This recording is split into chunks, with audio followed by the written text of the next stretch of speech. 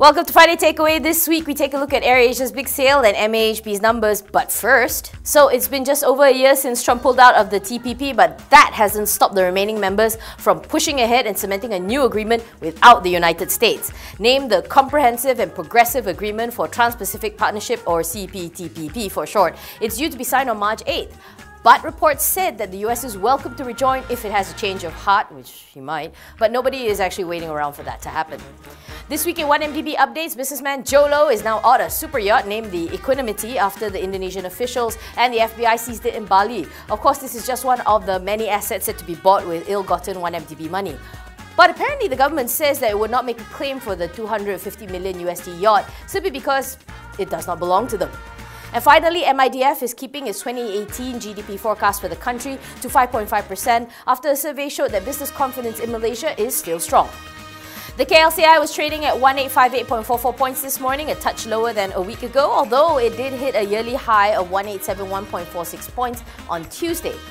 But renewed worries over a US rate hike that made people wring their wrists and lower PMI data from China did not help. The main concern is that higher interest rates around the world will actually curtail growth. In This Week, This or That, we look at buying into broadly aviation and some infra and whether it's better to fly with AirAsia or stay steady on the ground with MAHB. One is an airline which just became a lot lighter and the other is a steady airport operator who expects numbers to be better. So let's size them up.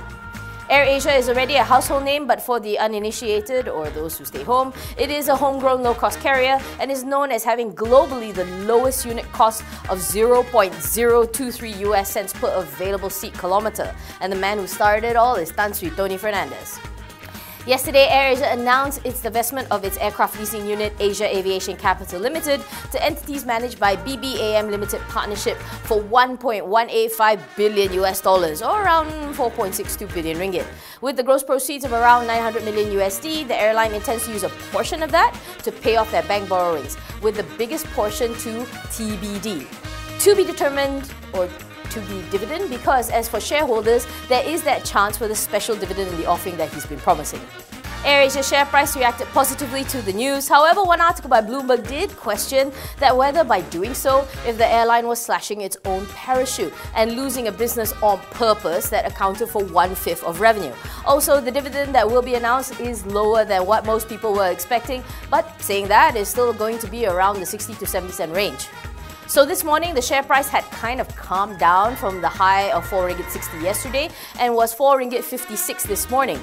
But based on 3 months, it is actually up quite a bit from the 3 ringgit 34 it was trading at the start of the year. The bulk of calls are buy, with the highest target price standing at around 5 ringgit 28.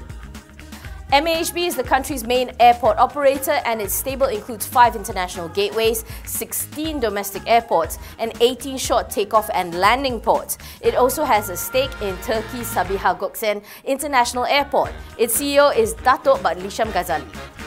Its recent round of earnings ain't worth that great, with fourth quarter earnings dropping to 27.86 million on higher costs and an increase in amortization and depreciation. And MAHB is expensive stock-wise. It has a very high historical PE of close to 90 times, which makes it one of the priciest big-cap stocks on the bourse. But despite that, analysts say that there's still a buying opportunity to be had when you see some weakness, especially if the passenger numbers continue to climb.